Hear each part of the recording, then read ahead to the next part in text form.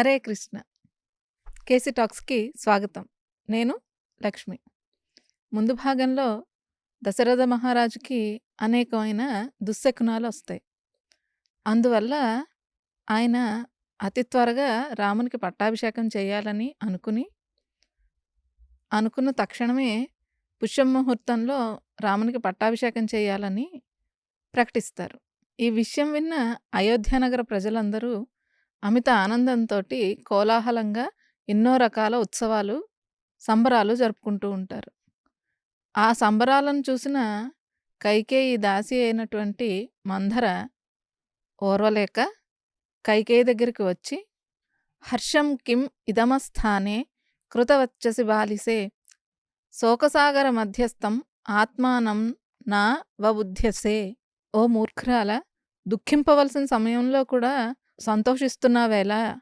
నీకింకా శోకసాగరమే గతి అంటూ మంధర మొదలుపెట్టి అనేక రకరకాలైన మాటలు చెప్పి కైకేయి మనస్సుని మార్చేస్తుంది. తన మనస్సు నిండా క్రోధం నింపుకున్న కైకేయి ఇప్పుడు ఏం చేస్తుందో మనం కృష్ణ చైతన్య గారిని అడిగి తెలుసుకుందాం. హరే కృష్ణ. హరే కృష్ణ. మంధర తన చెడ్డ మాటలతోటి కైకేయి మనసు మారుస్తుంది. ఆ తర్వాత ఏం జరిగిందో మీరు మాకు వివరించండి. శ్రీరామ రామ రామేతి రమే రామే మనోరమే సహస్రనామ తత్తుల్యం రామనామ వరాననే. జై శ్రీరామ్. కలియొక్క భార్య అయిన అలక్ష్మి మంతరగా పుట్టి, ఆ మంతర ఎన్నో రకాలుగా కేకేయి వంశపు రాజకుమార్తె దశరథుడి యొక్క ముద్దుల భార్య అయిన కైకేయి మనసును అన్ని రకాలుగా కూడా కలుషితం చేసినట్లుగా మనకు వాల్మీకి రామాయణంలో వాల్మీకి ప్రస్తావిస్తున్నారు. అసలు కైకేయి లాంటి మనిషి, ఆవిడ యొక్క జీవిత చరిత్ర గురించి ముందు ముందు మనకు అర్థమవుతుంది. కానీ ఒక క్షణం మంతర చెప్పిన మాటలలో పడిపోయింది కైకేయి. ఇటు పక్కన సంధ్యాస్తమయ సమయానికి మంతర చేస్తున్న అసురయజ్ఞం కైకేయి యొక్క మనసును పాడి చెయ్యటం. అక్కడ వశిష్ఠుడు రామచంద్రమూర్తి సీతాదేవి కూర్చుండగా దేవతలకు హవిష్యులిస్తూ ఒక గొప్ప యజ్ఞం చేస్తున్నాడు అక్కడ. ఆ హవిష్యులు తీసుకోవటానికి వచ్చిన దేవతల ముఖంలో ఉన్న ఆనందం గమనించిన వశిష్ఠుడు జరగబోయే పరమార్థం, జరగబోయే విషయం గురించి తెలుసుకున్నాడు. ఆయన త్రికాల జ్ఞాని, భూత భవిష్యత్ వర్తమానములు తెలిసినవాడు వశిష్ఠుడు. అందుకనే పుష్య నక్షత్రం వస్తున్న ప్రథమ గడియలలో రామచంద్రమూర్తికి పట్టాభిషేక మహోత్సవం అని దశరథుడు చెప్పగానే ఒక్క క్షణం నిర్ఘాంతపోయి దశరథుడి యొక్క ముఖం చూచినవాడు ఇప్పుడు హవిష్యుల కోసం వచ్చి బారులు తీరి నించోని హవిష్యులు తీసుకుంటున్న దేవతల ముఖాన్ని బట్టి వశిష్ఠుడు అర్థం చేసుకుంటున్నాడు జరగబోయేది మహత్కార్యం అన్న సంగతి. ఇక రామచంద్రమూర్తికి కూడా చేతికి కంకణాన్ని కట్టుకొని ఆ యజ్ఞాన్ని మొత్తం పూర్తి చేసుకొని ఇక ఆయన వ్రత దీక్షలో ఉన్నాడు. ఈ రాత్రికి రామచంద్రమూర్తి, సీతాదేవి ఇద్దరు కూడా కుశగ్రాసం మీద ఏ ఇక్ష్వాక కులతిలకాలందరూ పూజించిన ఆ రంగనాథస్వామి మందిరాన వారు నిద్రించబోతున్నారు. అంటే ఆ రాత్రికి వాళ్ళిద్దరూ కూడా ఆ పూజా మందిరంలోనే నిద్రించాలి. ఉపవాసంతో ఉన్నారు, యజ్ఞ కంకణ ధారణ చేశారు. ఇప్పుడు ఒక పవిత్రంగా వాళ్ళు పూజా మందిరంలో నిద్రించి వారి మనసున పరమాత్మను ధ్యానిస్తే మరుసటి రోజు పొద్దున్న ప్రథమ గడియల్లో వారికి పట్టాభిషేక మహోత్సవం.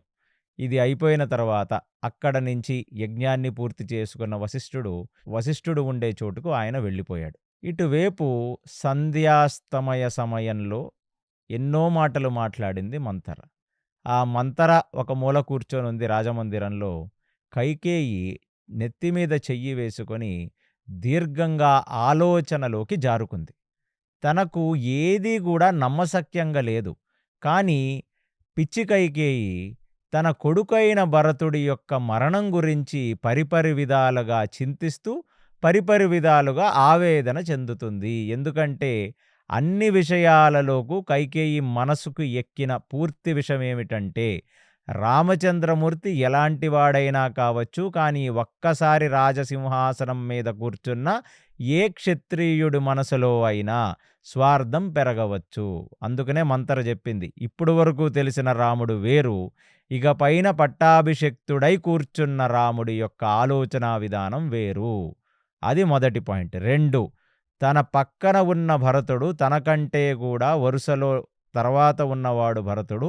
ఎప్పుడైనా భరతుడు ఏదైనా ఒక మాట అంటే, ఎప్పుడైనా భరతుడు రాజ్యకాంక్ష కోసం పరితపిస్తే రామచంద్రమూర్తి ఖచ్చితంగా భరతుడి మరణానికి కారణమవుతాడు. నువ్వేమి తల్లివి, నీ కొడుకు యొక్క యోగక్షేమాలు చూచుకొని దానివి.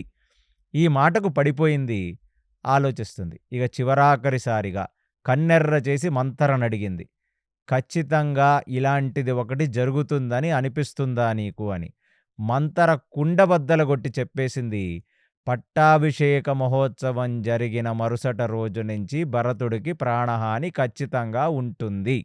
రామచంద్రమూర్తి అడుగుల్లో మడుగులు తొక్కినంతకాలం పర్వాలేదు, కానీ ఏ క్షణానైనా రాముణ్ణి ధిక్కరించినా, ఏ క్షణానైనా సింహాసనం మీద ఆశ భరతుడిలో వచ్చినా అది భరతుడికి మరణమే అని కుండబద్దలగొట్టి చెప్పేసింది. ఎంతైనా మీరందరూ ఇప్పటి వరకు విన్న రామాయణం ఒకసారి పక్కన పెట్టి ఒక తల్లి మనసును అర్థం చేసుకోండి. ఏ తల్లికైనా ఒక క్షణం తన కొడుకు యొక్క మరణం వస్తుంది అంటే ఏ తల్లిలో అయినా స్వార్థం పెరుగుతుంది. తన కోసం తల్లి ఏమీ చేసుకోకపోవచ్చు, కానీ కొడుకు కోసం తల్లి తననే తను బలిచ్చే స్టేజ్కి వెళ్ళిపోతుంది. అదే మాతృహృదయం. అలాంటి ఉత్తమ జాతి స్త్రీ కైకేయి. ఎందుకు ఉత్తమ జాతి స్త్రీ అంటున్నారు మీరు కైకేయి పదే పదే అంటే? ఇప్పుడు మీకు అర్థమవుతుందమ్మా ఎందుకు ఆ ఉత్తమ జాతి స్త్రీ. నాకు ఎంత ఆలోచించినా బోధపడట్లేదు మంతరా, మరి దీన్ని ఎలా అడ్డుకోవాలి? నా కొడుకు యొక్క మరణాన్ని నువ్వు సినిమా వేసి చూపించావు నాకు, మరి అలాంటి దాన్ని నేను ఎలా అడ్డుకోగలను అంటే, కలిపురుషుడు లాంటి దుర్యోధనుడు మహాభారతంలో ఎత్తులకు పై ఎత్తులు పన్నుతాడు, కానీ ఎప్పుడూ ఓడిపోతుంటాడు. అలాంటి కలిపురుషుడు భార్యే కదా ఈ లక్ష్మి. అందులో అసురులలోనే టాప్ మోచ్ అసురులు అనమాట వీళ్ళిద్దరూ, కలి భార్య. దిక్కుమాలిన ఈ మంతర, దిక్కుమాలిన గూని రోగంతో ఉన్న మంతర. గూని అనేది మళ్ళీ ఎందుకన్నామంటే, వెనుముక నిటారుగా ఉండేది కేవలం మనిషి యోనికి మాత్రమే. అందుకనే ఆ నిటారుగా ఉన్న వెన్నుముకలో సుషుమ్నం ఉంటే, ఆ సుషుమ్నంలో ఉన్న ప్రాణానికి, ఆ సుషుమ్నంలో ఉన్న ఆత్మసాధన చెయ్యటం వల్ల ఆ కింద ఉన్న, అంటే ఊర్ధ్వరేకంగా ముందు ఒక మనిషి తన యొక్క ఆత్మసాధనలో కింద ఉన్న, అంటే మూలాధారంలో ఉన్న ఆ ఎనర్జీని పైకి లేపి సహస్రారంలోకి తీసుకొని వచ్చి కపాల మోక్షం పొందితే అప్పుడు ఆ కపాలం పగిలి ఆ సుషుమ్నంలో ఉన్న ఆత్మ విడుదలై ఆ ఊర్ధ్వలోకాలకు వెళ్ళిపోతుంది. అందుకనే 2 రకాల సృష్టి ఉంది ఈ భగవత్ సృష్టిలో. ఒకటి వెన్నుముక నిటారుగా ఉన్న సృష్టి, అది మనుషులు. ఒకటి వెన్నుముక అడ్డంగా ఉన్న సృష్టి, అది పశువులు. అందుకే పశు జాతినందు మోక్షము లేదు, కేవలం మనిషి జాతినందే మోక్షం. ఇక్కడ మళ్ళీ రామాయణంలో వాల్మీకి ఒక గూని పాత్రని ఎందుకు ప్రస్తావిస్తున్నారు? ఎందుకు మంతర గూనిగా పుట్టింది అంటే, వెనుముక మొత్తం నిటారుగా ఉండి చివరాఖరిలో వంగిపోతుంది. ఎందుకంటే అవి మోక్షయోగ్యానికి పనికిరాని అసురయోనిలు అని మనకు చూపించడానికి వాల్మీకి ఇలాంటి ఒక క్యారెక్టర్ ద్వారా చెప్తున్నారు. వీళ్ళు ఎలా అయితే వాళ్ళ వెనుముక వంకరు తిరుగుతుందో వాళ్ళ బుద్ధి కూడా వంకరు తిరిగి ఉంటుంది. ఇలా వంకరి బుద్ధి ఉన్న వాళ్ళ జీవితాలు కూడా బహిర్గతంగా కూడా వంకర్లు తిరిగిన వెన్నుముకలతో ఉంటారు. అలాంటిది చాలా అందవికారంగా గూనిగా ఉన్న మనిషిని పక్కన పెట్టుకుంది కైకేయి. ఆమె తన జీవితంలో చేసిన అతి పెద్ద తప్పు. ఎందుకంటే ఆమె వల్లనే ఇప్పుడు కైకేయి చెయ్యరాని పని చేసి ఇవాళ రామాయణం అనే ఒక దాంట్లో విలన్గా మిగిలిపోతుంది. అలాంటిది వంకర బుద్ధితో ఉన్న మంతర కైకేయికి గుర్తు చేస్తుంది, నీకు దీనికి సొల్యూషన్ కావాలా అంటే, కైకేయి ఖచ్చితంగా కావాలి. నా కొడుకు మరణాన్నే నువ్వు చూపించినప్పుడు మరి దీన్ని అడ్డుకోవాలి కదా. ఇప్పుడు చెప్తున్నాను విను కైకేయి, నీ మొగుడు నీ మీద అనురక్తితో మళ్ళీ వస్తాడు, దశరథుడు వస్తాడు. రాగానే నీకు ఫ్లాష్ బ్యాక్లో 2 వరాలిచ్చాడు. నీకు గుర్తుంది కదా? అవును గుర్తుంది, నేనే కదా నీకు చెప్పాను మంతర. ఇప్పుడు ఆ వరాల్ని కోరుకుంటాను అను. అనురక్తితో దగ్గరకొచ్చిన దశరథుడు, అందులోనూ రామచంద్రమూర్తికి పట్టాభిషేకం చేద్దామనుకుంటున్న దశరథుడు మనసు చాలా హ్యాపీగా వస్తాడు కాబట్టి, ఖచ్చితంగా కోరుకో కైకేయి అంటాడు. కోరుకోమన్నప్పుడు 2 వరాలు కోరుకో. మొదటి కోరికేమిటంటే, రాముడికి నిర్ణయించబడ్డ పట్టాభిషేకం రాముణ్ణి కాదని నా కొడుకైన భరతుడికి నువ్వు పట్టాభిషేకం చెయ్యాలి. అది మొదటి కోరిక. ఇక రెండవ కోరిక, నారచీరలు కట్టి, పశువుల యొక్క చర్మం అది చుట్టుకొని, కేవలం కందమూల ఫలాలు తింటూ, ఎప్పుడూ కూడా గ్రూమింగ్ అనేది లేకుండా, అంటే శవరం లాంటివి లేకుండా, గడ్డాలు, జుట్టు పెంచుకొని, ఒక సన్యాసి లేదా ఒక వానప్రస్థాశ్రమంలో ఉన్న ఒక రాజు సన్యాసాశ్రమంలోకి వెళ్ళిపోతున్నప్పుడు ఎలా అయితే తన బహిర్గత సౌందర్యానికి, బహిర్గత శరీరానికి ఎటువంటి ఆసక్తి చూపించడో, అలాంటి ఆసక్తి లేకుండా జడలు, గడ్డాలు పెంచుకొని, నారచీరలవి కట్టుకొని, కందమూలాలు తింటూ రాముడు 14 సంవత్సరాలు దండకారణ్యంలో తిరుగుతూ వనవాసం చెయ్యాలి. ఈ 2 కోరికలు నువ్వు కోరుకో అని మంతర చెప్పింది. దానికి కైకేయి మొదటి కోరిక భరతుడికి పట్టాభిషేకం చెయ్యాలి, బాగుంది. రెండవ కోరిక, మరి ఈ జడలు, గడ్డాలు పెంచుకొని, నారచీరలవి కట్టుకొని, కందమూల ఫలాలు తింటూ ఆ అరణ్యంలో తిరగటం ఏమిటి అంటే, మళ్ళీ మంతరు చెప్పింది, ఇక్కడ ప్రేమ కేవలం నీ కొడుకు మీద మాత్రమే ఉండాలి కైకేయి. ఎందుకంటే ఒక్క క్షణం రాముడికి పెట్టిన ముహూర్తం క్యాన్సిల్ అయ్యి, రాముడు యొక్క పట్టాభిషేకం ఎప్పుడైతే క్యాన్సిల్ అయిపోతుందో, అయోధ్యలో ఉన్న జనాలందరూ తిరగబడతారు. అలాంటి తిరగబడ్డ ప్రదేశంలో రాముడు ఇంకా ఉంటే, నువ్వు భరతుడికి చేసిన పట్టాభిషేకం కూడా 3 నాళ్ల ముచ్చటగానే ఉంటుంది. ఎందుకంటే భరతుడు పట్టాభిషిక్తుడై రాజసింహాసనం మీద కూర్చుంటాడు. కానీ ప్రజలలో అంతర్కలహాలొస్తాయి. అందులో చాలామంది రాముడికి సపోర్ట్‌గా నిలబడతారు. ఇక్కడ ధర్నాలు, స్ట్రైకులు లాంటివి జరగచ్చు. దాన్ని అనువుగా వాడుకొని రామచంద్రమూర్తి ఇక్కడ ఉన్న జనాలందరినీ తీసుకొని భరతుడిని గాని చంపేస్తే, అప్పుడు నీ భరతుడికి సేఫ్టీ ఏమిటి? కాబట్టి నువ్వు లేశమాత్రమైన రాముడి మీద ప్రేమ చూపించొద్దు కైకేయి. నాకు తెలుసు నీకు రాముడి మీద ఎంతో ఆప్యాయత ఉందని, వాత్సల్యం ఉందని, అనురాగం ఉందని. కానీ నీ కొడుకు కంటే ఎక్కువ నువ్వు పెట్టుకోకూడదు. ఈ 2 కోరికలు నీ కొడుకు యొక్క యోగక్షేమాల కోసమే. భరతుడికి పట్టాభిషేకం జరిగిన తర్వాత 14 సంవత్సరాలు రాజ్యానికి దూరంగా ఉన్న రామచంద్రుణ్ణి జనాలు స్లోలీ మర్చిపోతారు. ఆ మర్చిపోతున్న సమయంలో భరతుడు నిష్ణార్తుడై ఇక్కడ పరిపాలన చేస్తూ ఉంటే జనాల నోట్లో నాన్తాడు, జనాల లోపల నాన్తాడు.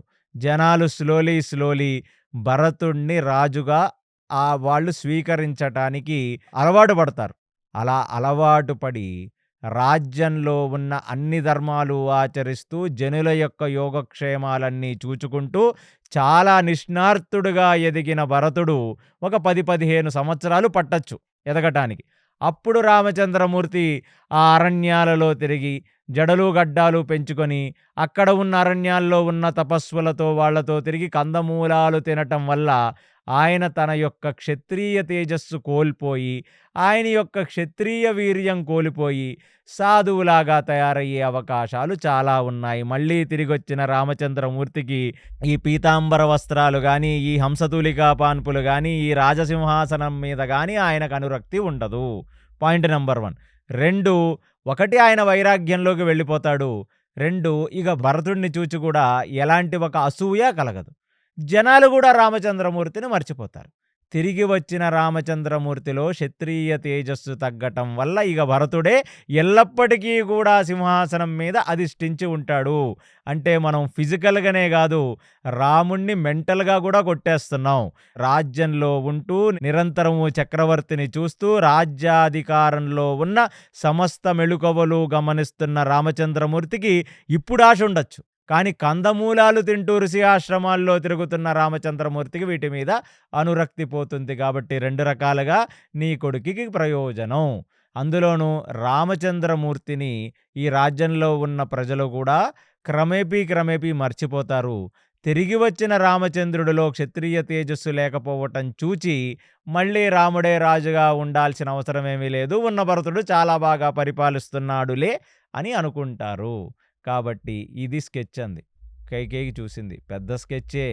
చాలా దూరం ఆలోచించావు నువ్వు. కలియుగంలో మనందరం బ్రతుకుతాం. కలి యొక్క భార్య అయిన అలక్ష్మి ఎప్పుడు గూడా కలియుగంలో విలయతాండవం జేస్తున్నారు. అందుకనే మన మనస్సుల్లో ఇలాంటి ఆలోచనలే వస్తాయి.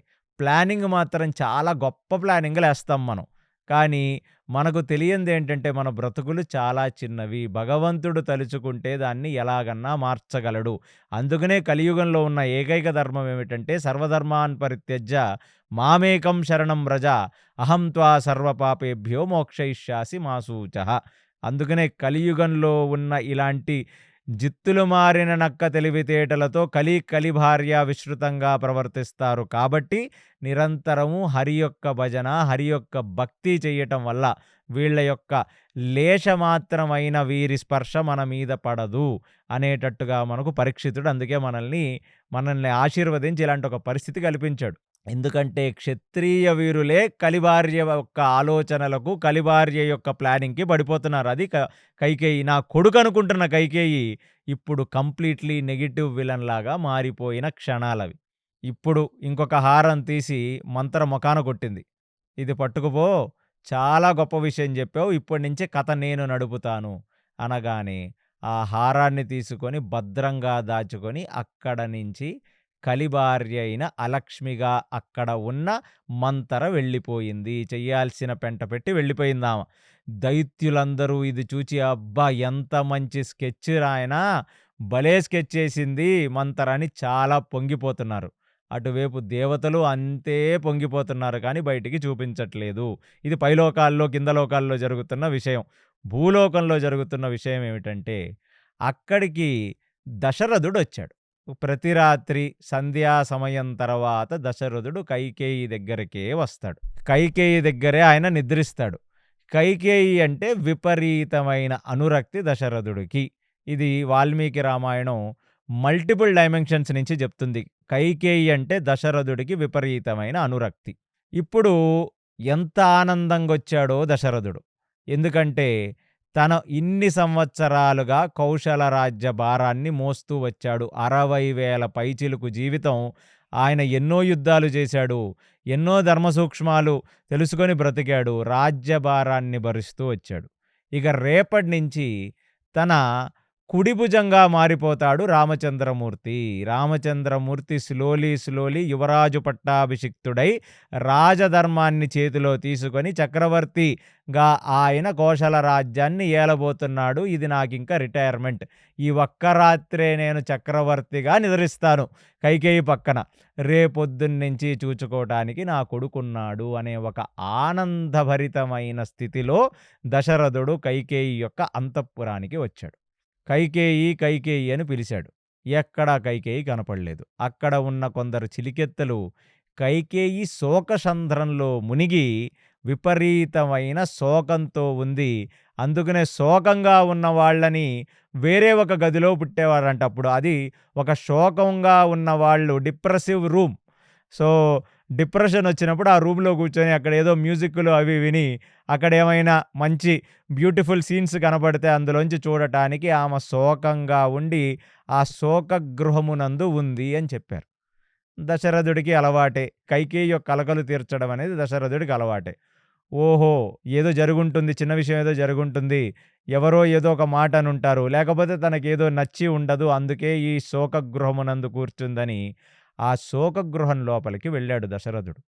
వెళ్ళగానే దశరథుడికి కనబడిరాని దృశ్యం కనపడిందేమిటంటే ఆమె హంసతూలికా పాన్పుల మీద పడుకోవలసిన కైకేయి ఆ రోజు గాజులవి పగలగొట్టుకొని అక్కడ ఇక్కడ అన్ని చిందరవందరగా పడిపోయి ఉన్న ప్రదేశంలో నేల మీద తన యొక్క పైట పరిచి అక్కడ దాని మీద పడుకొని విపరీతంగా ఏడుస్తున్నట్లుగా చెప్తున్నారు వాల్మీకి మనకి. ఆయనకి అర్థం కాలేదు. ఇప్పటి వరకు ఎన్నో రకాలుగా అలిగింది గానీ ఇది చాలా విచిత్రంగా ఉంది. ఇవి అవి చిందరవందరగా పడిపోయి అందులోనూ నేల మీద పడిపోయి ఏడుస్తుంది. దగ్గరికి వచ్చాడు. దగ్గరికి వచ్చి కైకేయిని చేతులతో దగ్గరికి తీసుకున్నాడు. అతను కింద కూర్చున్నాడు. ఆ కైకేయిని తన ఒంట్లో పడుకోబెట్టుకున్నాడు. పడుకోబెట్టుకొని అంత బాధపడవలసిన అవసరం ఏమిటి కైకేయి అని చెప్పి తన యొక్క కళ్ళ వెంట అశ్రుధారగా కారిపోతున్న నీళ్లను తుడిచాడాయన. తుడిస్తే దశరథుడి యొక్క కౌగిలిలో ఉన్న కైకేయి ఇప్పుడు దశరథుడితో ఒక మాట అంది, నా మనసు ఎంతగానో బరువెక్కి చాలా బాధగా ఉంది అని. ఎందుకు అంత బరువెక్కిన బాధ? ఇవాళ చాలా మంచి రోజు తెలుసా కైకేయి నీకు? ఇన్ని సంవత్సరాలుగా నీ భర్త అయిన నేను మోస్తున్న భారం ఇక రేపొద్దున దిగబోతుంది. నా భుజాల మీద నుంచి ఆ భారాన్ని దించుకుంటున్నాను.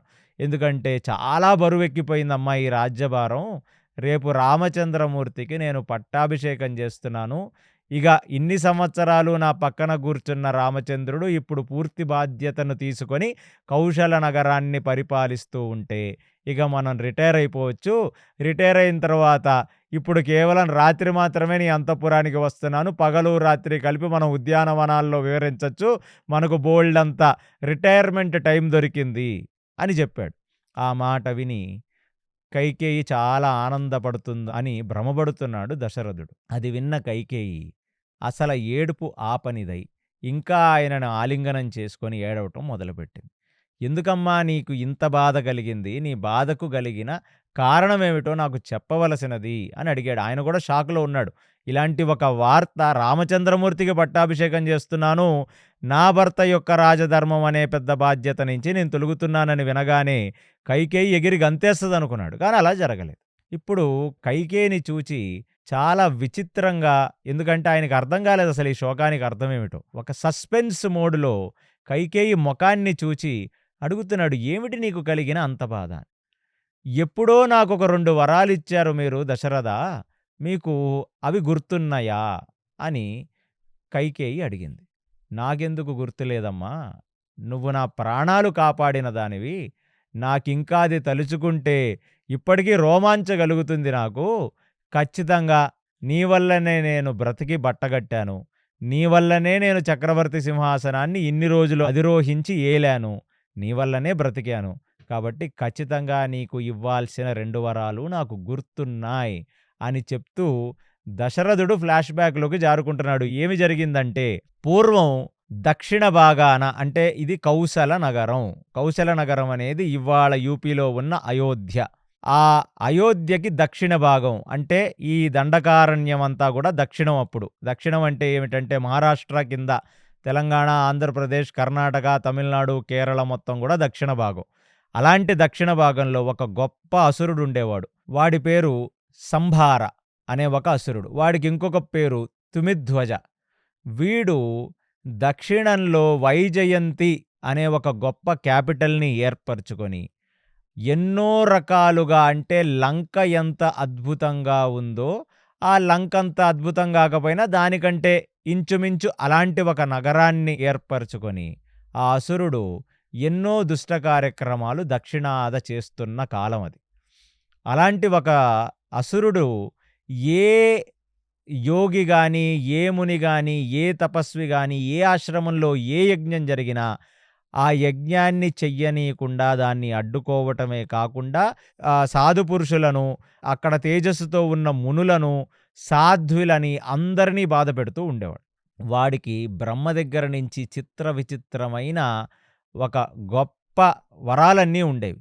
ఆ వరాలేమిటంటే, వాడు ఎప్పుడు పడితే అప్పుడు మాయమైపోగలడు, ఎప్పుడు పడితే అప్పుడు మళ్ళీ ప్రత్యక్షం అవ్వగలడు. అందులో ఒకానొక గొప్ప వరం వాడికి. అలాంటిది దేవతలను ముప్పు తిప్పలు పెట్టి 3 చెరువులు నీళ్లు తాగించి ఎప్పుడు పడితే అప్పుడు ఆ స్వర్గలోకం మీదకి దండయాత్రకు వస్తూ ఉన్న కాలం అది. అలాంటప్పుడు ఇక ఇంద్రుడు, చంద్రుడు, సూర్యుడు, ఆ కుబేరుడు అందరూ కలిసి ఒక పెద్ద మీటింగు పెట్టి వీడిని అన్ని రకాలుగా మనం బాధించాలి. కాబట్టి మనకు భూలోకంలో ఒక రాజు మనకు తోడవ్వాలి.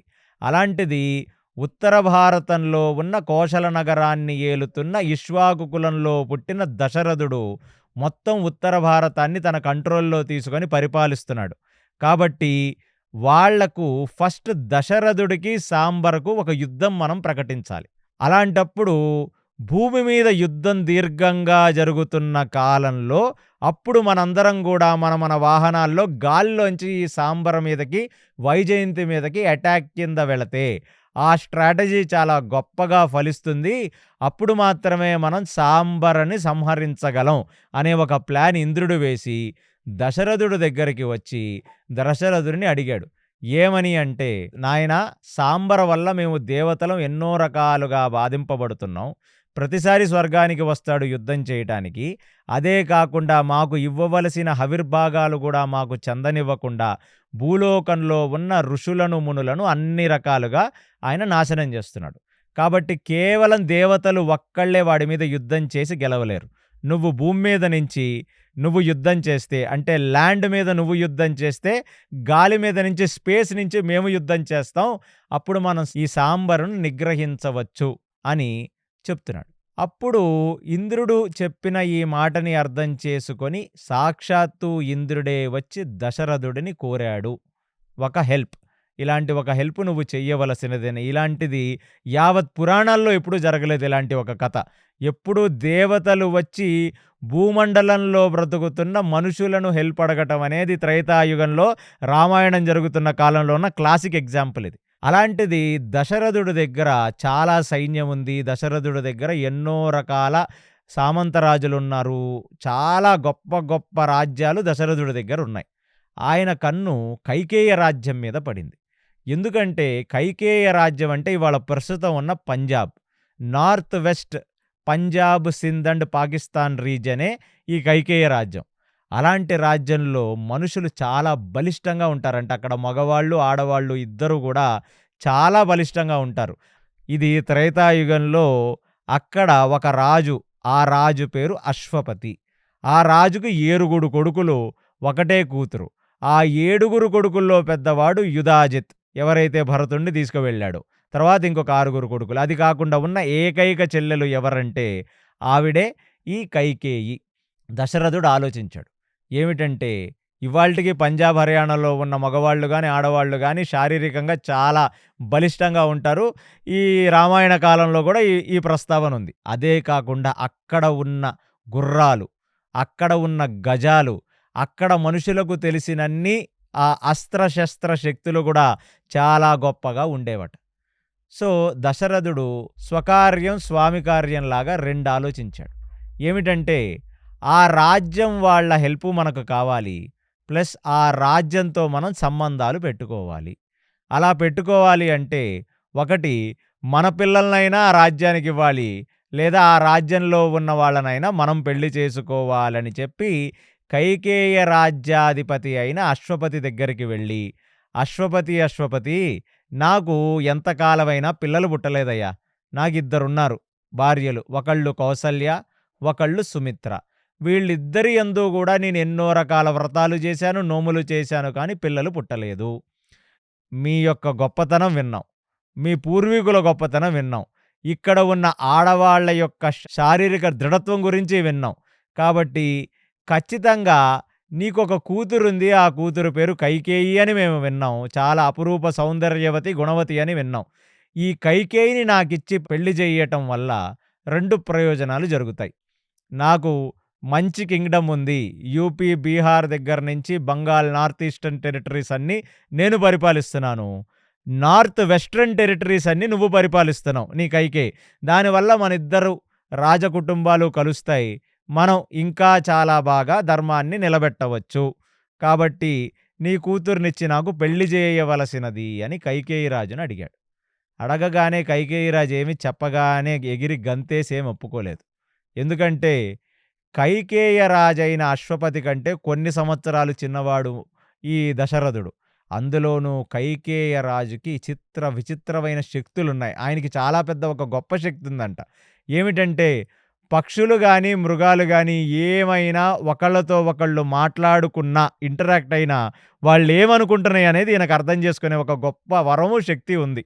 ఈయన యొక్క గొప్పతనం ఏమిటంటే ఈయన చాలా స్ట్రాంగ్ పర్సన్. అంటే మెంటల్లీ చాలా స్ట్రాంగ్ పర్సన్. అలాంటిది ఒకానొక సందర్భంలో తన భార్యతో తను ఉద్యానవనాల్లో విహరిస్తుంటే 2 చిలుకలు, రామచిలుకలో లేకపోతే 2 పాలపిట్టలో ఒకళ్ళతో ఒకళ్ళు ముచ్చటిస్తూ అనురాగంగా అవి గడుపుతున్న క్షణాలలో అతనికి నవ్వొచ్చింది. ఎందుకంటే అవి ఒకటితో ఒకటి మాట్లాడుకుంటున్న సంగతి ఈయనకు అర్థమవుతుంది. చూసేవాళ్ళకేం అర్థమవుతుంది? ఆయన నవ్వాడు. పక్కనున్న భార్య ఆయన్నడిగింది, "ఏమిటండి నవ్వారు?" అంటే, "ఆ పిచ్చుకలు ఒకళ్ళతో ఒకళ్ళతో ఏం మాట్లాడుకుంటున్నామో నేను విన్నాను" అని. మీకెలా వినపడిందండి అదని? అంటే అప్పుడు చెప్పాడు, నాకు పిచ్చుకలు గాని, మృగాలు గాని ఒకళ్ళతో ఒకళ్ళు మాట్లాడుకుంటుంటే నాకది వినపడుతుంది అని. అయితే అవేమి మాట్లాడుకున్నాయో నాకు చెప్పవలసినది అంది. అది సృష్టి రచనకు విరుద్ధమమ్మా! మనకు అర్థం కాకూడదని పక్షులకు ఒక రకమైన భాష భగవంతుడు పెట్టాడు. నేను పూర్వం చేసిన నా తపస్సు వల్ల నాకు సంక్రమించింది ఆ విద్య. కాబట్టి అది ఎవరికి పడితే వాళ్ళకి చెప్పకూడదు. అందులోనూ అవి మాట్లాడుకున్నవి ప్రైవేట్ మాటలు. అవి నేను నీకు చెప్పను అంటే, ఇంకా వెంటబడింది భార్య. నాకు నువ్వు ఎలాగైనా చెప్పవలసినదే అని. నేను చెప్పనుగాక చెప్పనన్నాడు. అయితే ఆ విద్య నాకు నేర్పించమంది. అలాంటి విద్య నేను నేర్పించకూడదు. అది లోక కళ్యాణానికి పనికిరాదు, నేర్పించనని. అయినా పట్టుబట్టి చెప్పాను కదా! అక్కడ ఆడవాళ్ళు కొంచెం స్ట్రాంగ్ మనస్తత్వంతో ఉన్నవాళ్ళు, మగవాళ్ళు ఇంకా స్ట్రాంగ్ మనస్తత్వంతో బాహ్లీకుల్లాగా చాలా మజిల్ పవర్‌తో బలిష్టంగా ఉన్నవాళ్ళు. ఇంకొక్కసారి నువ్వు నన్నిలాంటి ఒక కోరిక అడిగితే నేను ఊరుకోనన్నాడు. అయినా సరే నువ్వు నాకు చెప్పాలని అలిగింది. అప్పుడు చెప్పాడు, నేను ఈ విద్యను నీకు చెప్తే నేను మరణిస్తాను అని. ఈ వర్షన్ కొన్ని రామాయణాల్లో ఉందిది. అయినా సరే నువ్వు నాకు చెప్పమని పట్టుబడితే, భర్త మరణిస్తాడని చెప్పినా ఆలోచించకుండా పట్టుపట్టి మరీ నాకు చెప్పవలసినది అని మాట్లాడుతుంది. అసల పతి యొక్క యోగక్షేమాల కంటే కూడా ధర్మపత్నికి ఇంకొక పెద్దదేముంటుంది? అలాంటిది ఛీ! నీకసల పతి యొక్క నేను చచ్చిపోతాను ఇలాంటి విద్యను నీకిస్తే అని చెప్పినా గూడా మెచ్యూరిటీ లేకుండా నువ్వు పట్టుబట్టు కూర్చున్నావు కాబట్టి, నువ్వు ముందున అంతఃపురంలోంచి వెళ్ళిపోమని తనను త్యాగం చేసినట్లుగా మనకు రామాయణం చెప్తుంది. అంటే డైవర్స్ గాకపోయినా తన్ని దూరం పెట్టేశాడో, లేకపోతే వాళ్ళ పుట్టింటికి పంపించేశాడు. 7 అన్నలు మధ్యన అపురూపంగా పెరిగింది కైకేయి. తను అడిగింది ఈ ప్రతి అన్న అంటే 7 అన్నలు ఆ అమ్మాయి ఎంత గారాబంగా పెరిగిందో మీరు ఆలోచించుకోవచ్చు. అలాంటిది ఇక ఆయనే తండ్రయ్యి, ఆయనే తల్లయ్యి కైకేయిని ఒక ఆడదానిలా కాకుండా మగవాళ్ళలా పెంచాడంట ఆ కైకేయి రాజు. అందులోనూ 7 అన్నల ముద్దుల చెల్లి. అలాంటిది ఇంత స్ట్రాంగ్ మైండెడ్‌గా అడగరాని కోరికడిగితే భార్యనే వదిలేసిన వ్యక్తి. అంటే అంత స్ట్రాంగ్ మైండ్ ఉన్న వ్యక్తి అని వాల్మీకి చెప్తున్నారిక్కడ. అలాంటి వ్యక్తి ఇప్పుడు దశరథుడితో అంటున్నాడు, నాకంటే కేవలం కొన్ని సంవత్సరాల చిన్నవాడివి నువ్వు. నీకు కరెక్ట్ వయసులో పిల్లలు పుట్టుంటుంటే నా కూతురంత కూతురు, నా కొడుకులంత కొడుకులు ఉండేవాళ్ళు.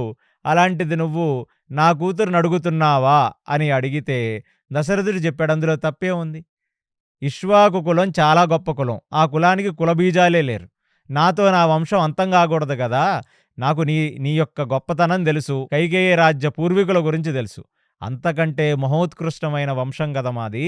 మరి మా వంశం నిలబడాలంటే నువ్వు నీ కూతుర్ని ఎవరికో ఒకళ్ళకు కన్యాదానం చెయ్యాలి.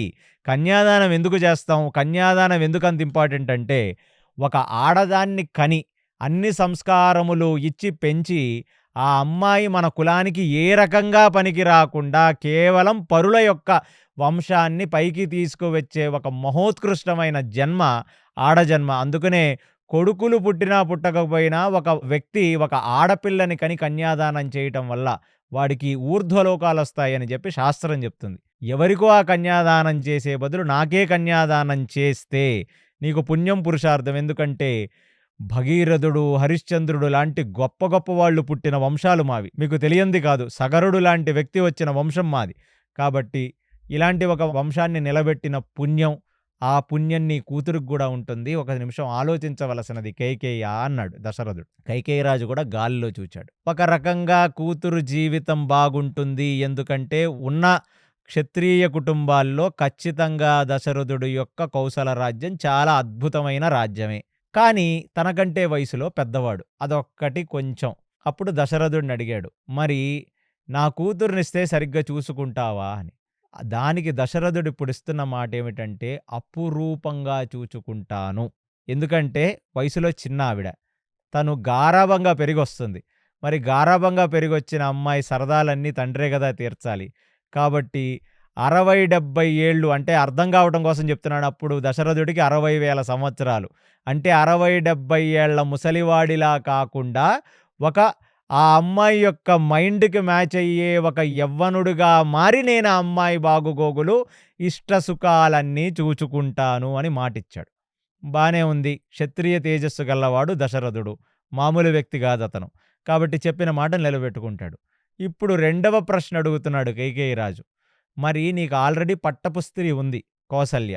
మరి నా కూతురికి ఎప్పుడు గూడా ఆవిడ ఒక రెండవ భార్యగానో, మూడవ భార్యగానో పిలువబడుతుంది. 7 అన్నల అపురూప చెల్లెలు. అందులోనూ నేను నా కూతుర్ని మగవాడిలా పెంచాను, కూతురులాగా పెంచలేదు. మరి ఆ అటెన్షన్ ఇస్తావా అని. అందరి ముందు దశరథుడు అన్న మాటేమిటంటే, నేను అందరికంటే ఎక్కువ అటెన్షన్ ఇస్తాను. నువ్వు మాత్రం బాధపడాల్సిన అవసరమే లేదు. నీకెప్పుడు గూడా నీ కూతురొచ్చి నీకు చెప్పుకోదు. దశరథుడు నా మీద అనురక్తి లేకుండా ఉండడు. దశరథుడు నన్ను సరిగ్గా చూచుకోడనే సంగతి నీ కూతురు చెప్పదు. కంప్లెయింట్ లేకుండా చూచుకుంటాను అన్ని రకాలుగా. ఇమ్మీడియేట్‌లీ కైకేయి రాజు ఇంకా ఆనందపడ్డాడు. ఆహా! అంటే నా కూతుర్ని ఇచ్చే ముందే ఇవ్వబోయే దశరథుడు ఇలాంటి ఒక వరదానాలు చేస్తున్నాడు.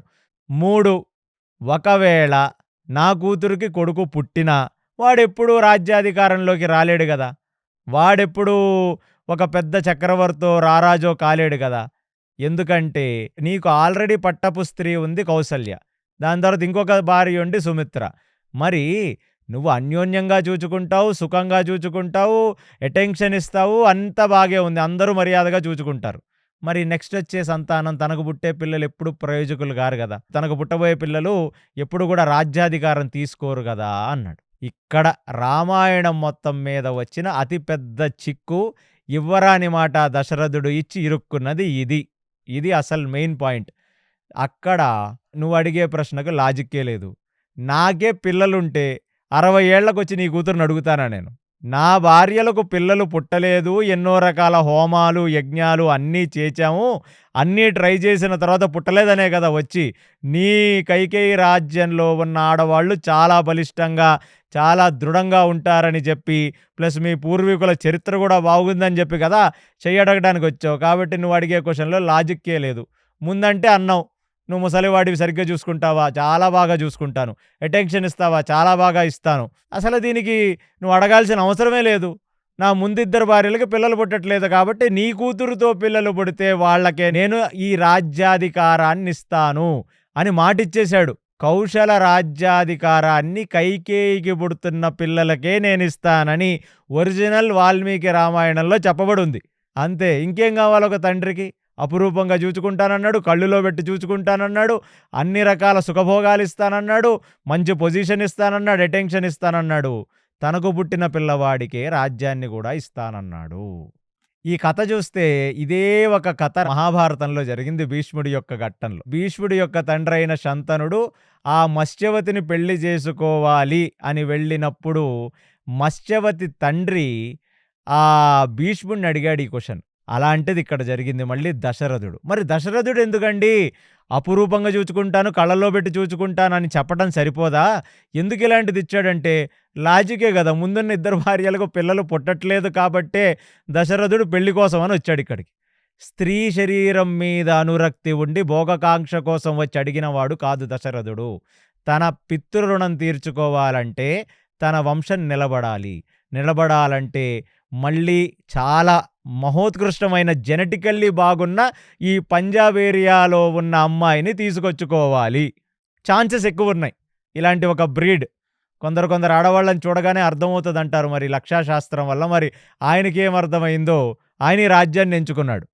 కేవలం పితృణం తీర్చుకోవటానికి, ఆయన తర్వాత తన యొక్క కౌశల రాజ్యాన్ని పరిపాలించడానికి, ప్లస్ ఆయనకి కలలో కూడా దీని తర్వాత ఒకరోజు అశ్వమేధ యాగం చేస్తాను, దాని తర్వాత నేను పుత్రకామేష్టి యాగం చేస్తాను, రక్షశృంగుడు వస్తాడు, ఆ హవిష్యిస్తే అందులోంచి యజ్ఞవాహనుడుగా ఒక గొప్ప ఆకారం వచ్చి నాకు పాయసం ఇస్తుంది, పుత్రకామేష్టి యాగం ఫలిస్తుందని మాత్రం ఖచ్చితంగా ఆ రోజుకి దశరథుడికి తెలియదు. తానొకటి తలిస్తే పరమాత్మ ఒకటి తలిచాడు. అందుకనే ఆ రోజుకి కైకేయి రాజు మాటిచ్చేశాడు. ప్లస్ లాజికల్లే, ఏ కలియుగంలో ఉన్నవాడైనా అర్థం చేసుకోగలడు. ఇద్దరు భార్యలకి పిల్లలు పుట్టలేదు కాబట్టి మూడో భార్యకే పుట్టాలి. పుడితే గెడితే అప్పుడు అదే ఒక సంతానం ఉంటుంది కాబట్టి ఆబ్వియస్లీ ఆ సంతానమే రాజ్యాన్ని నిలుతుంది. కైకేయి రాజు, కంగ్రాచ్యులేషన్స్ దశరథ, నా కొడుకులాగా పెంచుకున్న నా కూతుర్ని నీకిచ్చి నేను పెళ్లి చేస్తున్నానని చెప్పి కన్యాదానం చేసి గొప్ప లాంఛనాలతో ఆ కైకేయిని దశరథుడి యొక్క రాజ్యానికి పంపించాడు. ఇప్పుడు దశరథుడికేంటంటే బలిష్టంగా ఉన్న 7 బావుమరుదులు గూడా ఉన్నారు. అంటే ఎప్పుడన్నా యుద్ధానికొచ్చిన 7 బావుమరుదులు, కైకేయ రాజ్యపు రాజు, ఆయన దగ్గర ఉన్న సామంత రాజులు, మొత్తం పాకిస్తాన్, ఆఫ్ఘనిస్తాన్, ఉజ్బెకిస్తాన్, తుర్మెకిస్తాన్ లాంటివన్నీ దేశాలు గూడా దశరథుడికి వస్తాయి. సో, 2 రకాలుగా, ఒకటి పిల్లల్ని కనటానికి ఒక భార్య గూడా వస్తుంది. రాజ్యాలు 2 కలవటం వల్ల వాళ్ళ రాజ్యం ఇంకా విస్తరిస్తుంది. సో, ఒక రాజు అన్ని రకాలుగా ఆలోచించాలి. ఆయన ఈ 2 రకాలుగా ఆలోచించి ఆ కైకేయి యొక్క కూతురు, కైకేయ రాజ్యపు అశ్వపతి కూతురన్న కైకేయిని పెళ్లి చేసుకున్నాడు, వచ్చాడు. ఇప్పుడు ఇంద్రుడు అడిగాడు, మనం ఒక గొప్ప అటాక్ చెయ్యాలి ఈ సాంబర మీద. నువ్వు ల్యాండ్ మీద నుంచి అటాక్ చేస్తే నేను ఆకాశం నుంచి అటాక్ చేస్తాను. దెబ్బకి ఓడిచ్చేస్తామంటే ఇప్పుడు యుద్ధానికి ప్రిపేర్ అవుతున్నాడు. మొత్తం రాజ్యంలో ఉన్నవాళ్ళు, రాజ్యపు సామంత రాజుల్ని ప్లస్ ఈ కైకేయ రాజ్యంలో ఉన్న సామంత రాజుల్ని మొత్తం అందరినీ యేసుకొని సాంబర యొక్క నగరమైన వైజయంతి మీదకు యుద్ధం ప్రకటించాడు. ఇంద్రుడికి అర్థమైపోయింది, దశరథుడు కింద నుంచి యుద్ధం ప్రకటిస్తున్నప్పుడు మనం పైనుంచి ఏరియల్ అటాక్ మనం చేద్దాం, ల్యాండ్ మీద అటాక్ దశరథుడు చేస్తాడంటే అప్పుడు పంజాబ్ రాజ్యం నుంచి, అంటే కైకేయ రాజ్యం నుంచి వచ్చిన కైకేయి అంది, నాకెన్నో రకాల అస్త్రశస్త్రాలు తెలవటమే కాకుండా నాకు తెలిసినంతగా బాగా ఈ గుర్రాల సారథ్యం ఎవరికీ తెలియదు అని కైకేయి చెప్పింది. తనను కూడా దశరథుడు కూడా అమ్మాయిని చూస్తూనే ఉన్నాడు. క్షత్రియ వీరకన్య, అందుకన్నాను నేను కైకేయి ఎందుకు వీరకన్య, మంతర చేతిలో మోసపోయింది పిచ్చిది, కేవలం కొడుకు మీద వ్యామోహంతో మోసపోయింది. అలాంటి కైకేయి యొక్క దృఢత్వం, ధీరత్వం చూసిన దశరథుడు సరే అని కైకేయిని కూడా పట్టుకుపోయాడు. ఆ కైకేయి ఆ రథం మీద కూర్చొని దశరథుడు యుద్ధం చేస్తుండగా దశరథుడికి సహాయం చేస్తూ ఉంది. ఆ యుద్ధం దీర్ఘకాలంగా కొనసాగిందంట. ఎన్నో బాణాలు, ఎన్నో చిత్ర విచిత్రమైన అస్త్రాలు అవి ఇవి వేచి దశరథుడు సాంబర అనే అసురుడిని ఎన్నో రకాలుగా నిగ్రహిస్తే, దక్షిణాదిలో ఉన్న ఎన్నో అసుర తెగల వాళ్ళందరూ కూడా ఆ సాంబర దగ్గర నుంచి యుద్ధం చేస్తుంటే, పైనుంచి దేవతలైన ఈ ఇంద్రుడు, చంద్రుడు, కుబేరుడు లాంటి వాళ్ళు ఏరియల్ అటాక్స్ చేస్తుంటే, అసలు సాంబర అనే వ్యక్తి చిత్ర విచిత్రమైన వేషాలలో మారిపోయి, నలుగురుగా మారిపోయి, ఒకడు దశరథుడి ముందు యుద్ధం చేస్తూ, గాలిలో విమానాల మీద ఇంకా దేవతలతో యుద్ధం చేస్తూ ఇంద్రుడు ఆయన ఒక వజ్రాయుధాన్ని వేస్తుంటే మాయమైపోయి మళ్ళీ ఇంకొక చోట ప్రత్యక్షమవుతూ ఎన్నో రకాలుగా దేవతలను ముప్పు తిప్పలు పెట్టి 3 చెరువుల నీళ్లు తాగిస్తున్నాడంట ఆ యుద్ధంలో. దానికి తోడు ఎందరో అసురులు ఖడ్గమృగాల మీద, ఏనుగుల మీద, రాకాసి గద్దల మీద వాళ్ళందరికీ యుద్ధాలు చేస్తున్నారు. ఇక ఆ యుద్ధాలను చూచి దశరథుడు ఆయన దగ్గరున్న సమస్త అస్త్రాలను వేసి అసురులను అందరినీ సంహరిస్తుంటే సాంబరకు కోపం వచ్చి ఒక విశేషమైన ఆయుధాన్ని దశరథుడు యొక్క రథం మీదకు వేస్తే, ఆ రథము యొక్క చక్రానికి తగిలి ఆ రథము చక్రము వేరయ్యి అది కింద పడితే అక్కడ ఆ స్ట్రోక్కి దశరథుడు మూర్ఛపోయి రథం మీద పడిపోయాడంట. అది గమనించింది పక్కన ఉన్న కైకేయి. ఇలా దశరథుడు ఒక్కసారి రథం మీద మూర్ఛపోయాడని తెలిసిన దేవతలు నలువైపుల నుంచి 4 రకాలుగా అటాకులు చేసి ఈ సాంబర్ అనే రాక్షసుడిని నిగ్రహించారు. ఇక ఆ సాంబర్ ఇప్పుడు దేవతలతో బిజీగా ఉన్నాడు. ఆయన కన్ను దశరథుడి మీద పడిందా, మూర్ఛపోయిన దశరథుడిని చంపేస్తాడు. నియమం లేని అసురుడు వాడు. కాబట్టి కిందకు దిగి ఆ రథచక్రాన్ని ఆ రథానికి కట్టి దానిని చాలా బాగా అమర్చి, అంటే రెండిటిని అతికించి అక్కడ నుంచి రథాన్ని తోలుకుంటూ మిగతా అసురులందరూ ఆమె మీదకు వస్తుంటే యుద్ధం చేస్తూ దశరథుడు యొక్క శరీరానికి ఎటువంటి బాణం కానీ ఎటువంటి అస్త్రం కానీ తగలకుండా కాపాడుకుంటున్న పరిస్థితులలో అతికిచ్చిన రథం ఊడి కింద పడిపోతుంటే ఒక చేత్తో బాణాలు వేస్తూ ఇంకో చేత్తో ఊడిపోతున్న రథచక్రాన్ని మాటికి తన యొక్క చేత్తో పక్కకు లాగుతూ యుద్ధం చేసిందంట కైకేయి. అలా యుద్ధం చేస్తూ ఆ మైదానం నుంచి అంటే ఎక్కడైతే యుద్ధం జరుగుతుందో అక్కడి నుంచి బయటికి తీసుకొని వచ్చి ఆ రథాన్ని పక్కన ఆపి ఆ దశరథుడికి కలిగిన గాయాలన్నిటికీ ఆమె చాలా రకాలుగా మందులవి రాచి దగ్గర ఉన్న వైద్యులందరినీ తీసుకొని వచ్చి దశరథుడి యొక్క గాయాలన్నీ మానిపోయేటట్టుగా వైద్యం ఇస్తున్నప్పుడు దేవతలందరూ కలిసి ఈ సాంబర అనే ఒక అసురుణ్ణి సంహరించారు. వాళ్ళందరూ కూడా చూచారు దశరథుడు విశేషంగా గాయపడ్డాడని. తర్వాత యుద్ధం గెలిచిన తర్వాత ఇంద్రుడు, చంద్రుడు, కుబేరాది వాళ్ళందరూ కూడా ఆ దశరథుడికి ఆ రాజవైద్యులైన వాళ్ళ చేత, దేవతా వైద్యులైన వాళ్ళతో ఆయనకి వైద్యం చేసి ఆయనను బ్రతికిచ్చి, ఆయన మేలుకున్న తర్వాత దశరథుడికి చేజోడ్చి నమస్కరించి, నాయనా దేవతలకే యుద్ధం చేసి పెట్టావు నువ్వు. ఫస్ట్ టైం ఇలాంటిదొకటి జరిగింది. మంచి సమయంలో మంచిగా యుద్ధం చేసావు. అందులో నీ భార్య చేసిన యుద్ధం మామూలుది కాదు. నిన్ను కాపాడుకుంది. ఇలాంటి అర్ధాంగి, ఇలాంటి ధర్మపత్ని దొరకటం నీ అదృష్టం అని చెప్పి అక్కడి నుంచి వెళ్ళిపోయిన తర్వాత దశరథుడు ఇలాంటి ఒక క్షత్రియ కన్యను పెళ్లి చేసుకున్నందుకు గాను ఎంతగానో గర్వించి ఆ కైకేయిని ఆలింగనం చేసుకొని, నీ వల్ల నేను బ్రతికి బట్టగట్టాను కాబట్టి నీకు నేను స్పెషల్‌గా 2 వరాలిస్తున్నాను. నీకెప్పుడు కావాలంటే అప్పుడు కోరుకోమంటే, దానికి కైకేయి అన్ని రకాలుగా నన్ను బానే చూచుకుంటున్నారండి. నాకెందుకు ఈ వరాలంటే పర్వాలేదు. ఉత్తమ జాతి స్త్రీలు భర్తను ఎటువంటి కోరికలు కోరుకోరు. కేవలం అంటే కొన్ని శాస్త్రాల అనుసారం భార్య మనసును అర్థం చేసుకొని భర్త తన కోరికలన్నీ తీర్చాలంట. కాంట్ బట్టు పొజిషన్‌లో మాత్రమే భర్త ముందు నిలబడి నాకిది కావాలి అని భార్య కోరుకోవచ్చునంట. అలా ఒక భార్య వచ్చి భర్తని కోరిక కోరుకుంటే ఇక భర్త వేస్ట్ అని అర్థం. ఇది వైదిక ప్రవృత్తిలో. అంటే ఆమె అడగకుండా ఆమెను అర్థం చేసుకొని ఆమె కోరికలు తీర్చేవాళ్ళు అప్పుడున్న భర్తలందరూ కూడా. అలాంటిది ఒక ఉత్తమ జాతి స్త్రీ ఎప్పుడూ కూడా భర్తని నోరు తెరిచి కోరిక కోరుకోలేదు. అందులోనూ నువ్వు వీర క్షత్రియ కన్యవి, నన్ను రక్షించిన దానివి. అందుకు నీకు ఈ 2 కోరికలు నేనిస్తున్నాను. 2 కోరికలు నువ్వెప్పుడైనా నన్ను కోరి తీసుకోవచ్చును అనే ఒక విషయాన్ని దశరథుడు ఈ యుద్ధం నుంచి బయటికి వచ్చిన తర్వాత తన ప్రాణాలను కాపాడిన కైకేయికి ఇచ్చిన ఒక గొప్ప వరాలు.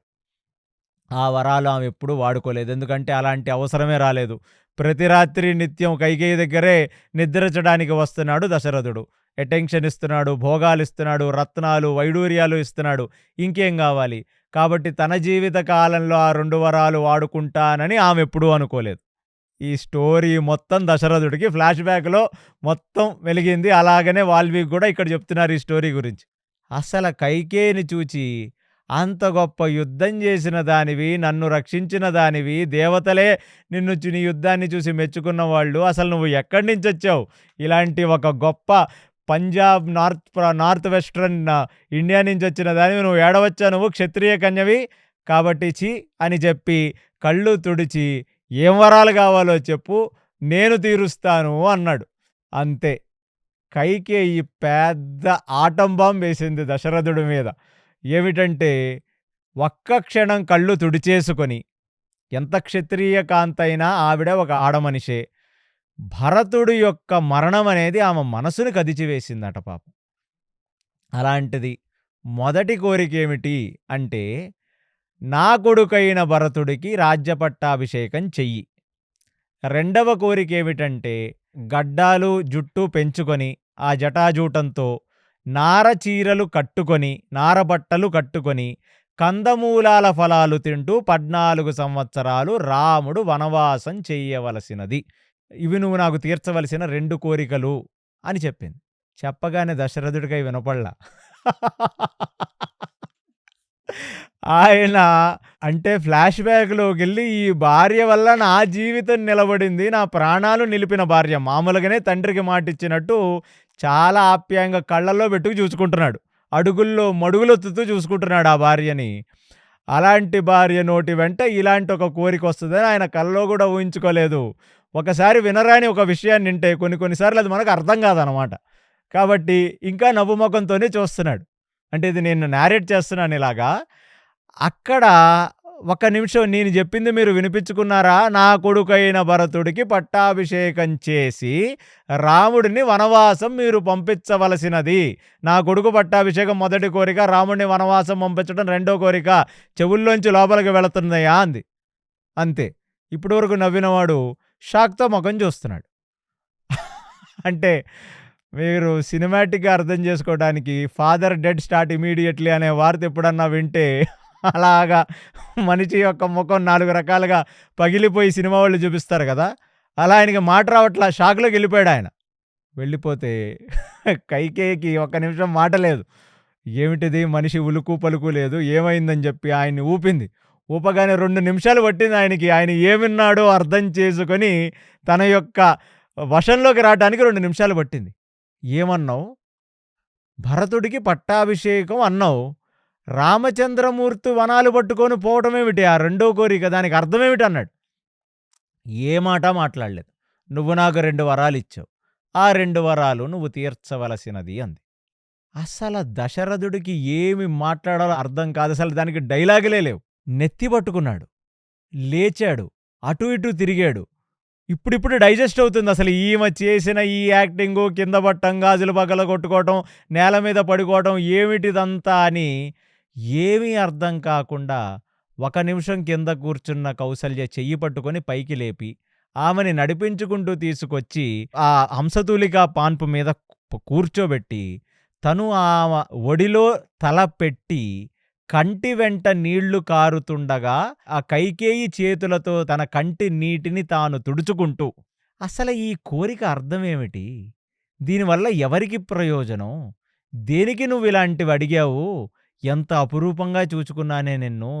ప్రతి రాత్రి పెళ్లి చేసుకున్న తర్వాత ఒక్కరోజు కూడా నేను ఆ కౌసల్య అంతఃపురానికి గాని, సుమిత్ర అంతఃపురానికి కాకుండా నీ దగ్గరికి వచ్చాను అని ఒక భర్త ఒక భార్య యొక్క అలకలు అచిక్కుబుచ్చుకలాడి ఒక చిన్న పిల్లని ఎలా బతిమాలుకుంటాడో అలా బతిమాలుకున్నాడంట కైకేయి యొక్క ఒడిలో తలబెట్టిన దశరథుడు.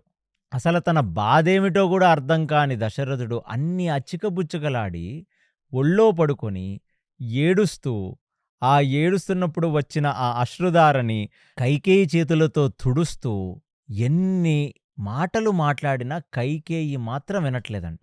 తను పట్టుకున్న కుందేలుకు 3 కాళ్ళు. ఇక అసలు ఆమె ఇనే పరిస్థితిలో లేదు.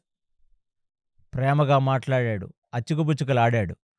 ఇక ఆ ఒడిలోంచి లేచాడు. లేచి నిలబడి నడుచుకుంటూ ఆ మందిరంలో తిరిగాడు. అసలు ఏం చెయ్యాలి ఏమిటో అర్థం కావట్ల. ఇప్పుడు ఆ కైకేయి వైపు చూస్తూ ఇప్పుడు దశరథుడు మాట్లాడుతున్న అతి కఠినపు మాటలు ఇప్పుడు తిట్టటం మొదలుపెట్టాడు. ఏమనంటే ఇప్పటికీ ఈ రాజ్యంలో ఉన్న వాళ్ళందరూ దశరథుడు ప్రతి రాత్రి కైకేయి దగ్గరికే వెళతాడు. అంటే కైకేయి యొక్క సౌందర్యంలో వ్యామోహితుడై ఉన్నాడు దశరథుడనే ఒక అపఖ్యాతి నాకు నీ వల్ల ఎలాగో వచ్చింది. అలాంటిది ఆ స్త్రీ యొక్క వ్యామోహంలో పడి ధర్మాన్ని మర్చిపోయి తన పెద్ద కొడుకైన రామచంద్రమూర్తి, అందులో ఇప్పుడే పెళ్లి చేసుకొని వచ్చిన రామచంద్రమూర్తిని ఒక అపఖ్యాతి కాదు, ఇలాంటి ఒక దుర్మార్గపు రాజు చేత మేము పాలింపబడుతున్నామా అని ఈ కౌశల రాజ్యంలో ఉన్న వాళ్ళందరూ నన్ను అసహ్యించుకునేలాగా చేస్తున్నావు నువ్వు కైకేయి. చిన్నపిల్లల ఆట కాదు ఇది. నేనిప్పుడిలా ప్రవర్తిస్తే లోకం నా ముఖం మీద ఉమ్మేస్తుంది. అందులోనూ రెండవ విషయం ఏమిటంటే రాముడు జనాలలో ఆల్రెడీ ఊరి ఉన్నాడు. జనులందరూ కూడా నేను నిన్న సభలో అడిగితే మా నోటి వెంట రాలేదు, మీ నోటి వెంట వచ్చింది అని చెప్పారు. కవులు, స్కాలర్సు, మంత్రులు, ఋషులు, మునులు ప్రజల యొక్క హృదయం రామచంద్రమూర్తినే పట్టాభిషిక్తుణ్ణి చేసి రాజసింహాసనం మీద కూర్చుండబెట్టాలి అని ప్రజల మనసుల్లో ఊరిపోయాడు రామచంద్రమూర్తి. ఇప్పుడు నేను ఇలాంటి ఒక నిర్ణయాన్ని తీసుకుంటే నన్ను జనాలు అసహ్యించుకుంటారు. ఒక రాజుకి, ఒక క్షత్రియుడికి తన మానం పోతే అది మరణంతో సమానం. నేను ముసలివాడినైపోయాను. ఈ రాజ్యభారాన్ని దించుకుందామని అనుకుంటున్నాను. ఇలాంటి పరిస్థితుల్లో నువ్వు చెప్పినట్టుగా నేను చేస్తే జనాలు నన్ను అసహ్యించుకొని నేను చివరి క్షణాలలో చాలా దుఃఖపడి దుఃఖవేదనతో నేను గుండాగి చనిపోతాను. నీకు అర్థమవుతుందా నువ్వేం మాట్లాడుతున్నావో అని చాలా స్ట్రాంగ్గా చూసి కైకేయికి వార్నింగ్ ఇచ్చాడు దశరథుడు. అసలు ఉలుకు పలుకు లేదు. కనీసం భర్త చచ్చిపోతాడన్న బాధ కూడా లేదు. అంటే రామాయణం చదివితే మనకు అర్థమవుతుంది భర్త చనిపోయినా పర్వాలేదు గానీ, కొడుకు చనిపోకూడదని అనుకుంటుందేమో ఒక పిచ్చి తల్లి. అంటే ఈ ఎంటైర్ ఘట్టంలో నేను కైకేయి స్టోరీ ఇంత ఎలాబొరేట్‌గా ఎందుకు జెప్పాను మీకంటే, క్షత్రియ వీరకన్య ఆమంత చెడ్డ మనిషేమీ కాదు. మంతర మాటల్లో పడి కొడుకు చచ్చిపోతాడనే భయం ఆమెను ఆవహించింది. ఇదే కలిపురుషుడు చేసేది. మనకు ఎక్కడ లేని అభద్రతా భావాన్ని కల్పిస్తాడు కలిపురుషుడు. అలాంటిది ఆ విపరీతమైన కొడుకు మీద ఉండే ప్రేమ, కొడుకు జీవితాన్ని తన చేతులతో నాశనం చెయ్యకూడదు అనే ఒక మాతృ హృదయం ఇలాంటి ఒక కఠినంగా ప్రవర్తించేలా చేస్తుంది. అంటే భర్త చావుకు కూడా తను వెనకాడట్లేదు. దశరథుడికి అర్థం కాలే, ఏమన్నా దెయ్యం గియ్యం పట్టిందా దీనికి? ఇంత పెద్ద పెద్ద మాటలు మాట్లాడుతున్నా ఇదేమీ ఆలోచించట్లేదు, అసలేమీ మాట్లాడట్లేదని అటూ ఇటూ తిరిగాడు. తిరిగి ఒక్క క్షణం అక్కడున్న కర్టెన్నో, అక్కడున్న దేన్నో పట్టుకొని మూర్ఛపోయాడు కింద. మాట లేదు, మూర్ఛపోయాడంట దశరథుడు. అలా మూర్ఛపోయిన దశరథుడి దగ్గరికి కైకేయి వచ్చింది. కైకేయి వస్తే కొంచెం ఆ కళ్ళు తిరిగి కింద పడ్డవాడు, మూర్ఛపోయినవాడు కొంచెం తెలివిలోకొచ్చి, ఆ నడుచుకుంటూ వస్తున్న కైకేయి యొక్క కాళ్ళని చూచి, ఆ కాళ్ళని పట్టుకొని కాళ్ళ దగ్గర తన తలని పెట్టి, దేహి అని ప్రార్థిస్తే కైకేయి మానుతదేమో అని చెప్పి, కింద నుంచి పాకుతూ ఆ కాళ్ళని పట్టుకునే ప్రయత్నం చేసి, ఆ కాళ్ళ మీద తలపెట్టే ప్రయత్నం చేస్తే, అంటే ఒక భార్యగా భర్త తన యొక్క తలని తీసుకొని వచ్చి పాదాల మీద పెట్టి, నాకు కావాలనంటే ఎక్కడ కైకేయి తన మనసు కరిగి సరే అంటుందేమో అని చెప్పి, అసలు దశరథుడు తల కరెక్ట్‌గా కైకేయి యొక్క పాదాల దగ్గర పెడుతున్నప్పుడు, ఆ పాదాలను వెనక్కి లాక్కుంటే, దశరథుడి యొక్క తల వెళ్ళి భూమికి తగిలి గాయమై నెత్తురొచ్చిందని వాల్మీకి రామాయణం చెప్తుంది. అంటే ఎంత డ్రామా జరుగుతుంది చూడండక్కడ. అంటే ఏ భర్త అయితే రక్తపు మడుగులో ఉన్నాడో అతన్ని తీసుకెళ్ళి తన ప్రాణాన్ని పణంగా పెట్టి క్షత్రియ వీరకన్యగా అక్కడి నుంచి తీసుకువెళ్ళి రక్షించుకున్న కైకేయి మనసు ఎంత కఠినంగా మారిపోయింది. ఇక భర్త తల కాళ్లకు ఆనిచ్చి అడిగితే ఇక కాదనలేమేమో. అలా నేను కాదనలేకపోతే భరతుడు చచ్చిపోతాడు రామచంద్రమూర్తి చేతిలో.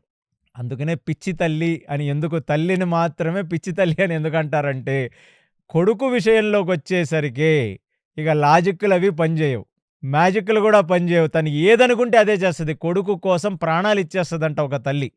అలాంటి కథలు మనం ఎన్నో శాస్త్రాల్లో విన్నాం. అందుకనే ఈ కథలో రాముడికి అన్యాయం చేసిన కైకేయిగా తనని చూడకుండా, భరతుడు అనే ఒక కొడుకు యొక్క సేఫ్టీ కోసం పరితపిస్తున్న ఒక తల్లి హృదయంగా మీరు కైకేయిని చూడాలి. దశరథుడికి మెంటలొచ్చిందిగా. ఎందుకంటే ఆఖరి ప్రయత్నంగా, అంటే ఒక చిన్న పిల్ల హృదయంగానే భావించాడు. తనతో సంసారం చేశాడు. తనతో అచ్చికబుచ్చికలన్నీ తీర్చాడు. ఎన్నో రకాల నగలు, నట్రా గిఫ్టులుగా ఇచ్చినవాడు. ఎంతో ప్రేమానురాగాలతో చూచుకున్నాడు. యావత్ కోశల రాజ్యం కూడా దశరథుడికి కైకేయి అంటేనే వ్యామోహం అనే మాటలు మాట్లాడుకుంటున్నా, తన తండ్రికిచ్చిన మాట ప్రకారం ఒక యవ్వనుడుగా మారిపోయి తనతో మంచిగా ఉన్నాడు, సుఖంగా చూచుకున్నాడు దశరథుడు. అలాంటి వ్యక్తి భర్త వచ్చి ఆ పాదాలకు తల ఆనిచ్చి మరీ ప్రాధేయపడితే, లేదా అడుక్కుంటే కైకేయి హృదయం మారొచ్చునేమో అని చేసిన ప్రయత్నం ఫలించలేదిక్కడ. ఎందుకంటే భరతుడికి ఏమీ కాకూడదు. దశరథుడిదేముందిలే, ఒక 4 మిల్లీలీటర్ల రక్తం పోతే వచ్చే నష్టమేమీ లేదనుకుంటున్నాం. దశరథుడికి అర్థం కావట్లే ఎందుకిలా ప్రవర్తిస్తుందో. రాత్రి ఒక కాలరాత్రిగా గడిచిందంట. ఆవిడ నడవటం, ఆవిడ వెనకాల దశరథుడు నడవటం, ఆమె చేతులు పట్టుకోవటం, ఆమెని ప్రాధేయపడటంలో ఇక ఎప్పుడైతే ఆ మధ్యరాత్రి గడిచిందో, 12, 1 గడిచిందో, దశరథుడికి అర్థమైపోయిందంట. అంటే ఇవాళ కైకేయిని ఒప్పించటం గానీ, కైకేయిని మార్చటం కానీ ఇక జరగని పని అని దశరథుడికి అర్థమైపోయిందట. ఒక మూలనేమో హంసతూలికా పాన్పు మీద కైకేయి, ఇంకొక మూల ఒక పెద్ద ఆసనం మీద, ఆయన యొక్క సింహాసనం లాంటి ఆసనం మీద దశరథుడు. ఆ రాత్రి కునుకు లేదు దశరథుడికి. ఆలోచిస్తూనే ఉన్నాడు. ఏదో ఒకటి కైకేయిని బతిమాలుతూనే ఉన్నాడు. కైకేయిని అడుగుతూనే ఉన్నాడు. ఇవన్నీ చేస్తూనే ఉన్నాడు. కైకేయి హృదయం మారట్ల. ఇక రామచంద్రమూర్తి, సీత ఆ నారాయణుడి యొక్క ఉపాసన చేసుకుంటూ నిద్రలోకి జారుకున్న వాళ్ళు పొద్దున్నే 3-4 గంటలకు మళ్ళీ నిద్రలేచి రాముడు తన యొక్క నిత్య నైమితిక కర్మలు, సంధ్యావందనాది క్రియలన్నీ పూర్తి చేసుకున్నాడు. పూర్తి చేసుకున్న తర్వాత అక్కడ ఉన్న బ్రాహ్మణోత్తములందరూ కూడా మళ్ళీ ఒక ప్రాతకాలంలో చేసే ఒక విశేషమైన యజ్ఞం చేశారు. ఇటువైపు వశిష్ఠుడు మొత్తం ఆ రాజసభలో ఎన్నో నదుల నుంచి బంగారపు పాత్రల్లో నీళ్లు, సముద్రాల నుంచి నీళ్లు, 4 సముద్రాల నుంచి నీళ్లు తీసుకొచ్చాడు. అన్ని గంగా, యమున, సరస్వతి, తుంగభద్ర, కావేరి, కృష్ణ ఉన్న అన్ని నదుల నుంచి, నర్మదా నది నుంచి పుణ్యజలాలను తీసుకొని వచ్చాడు.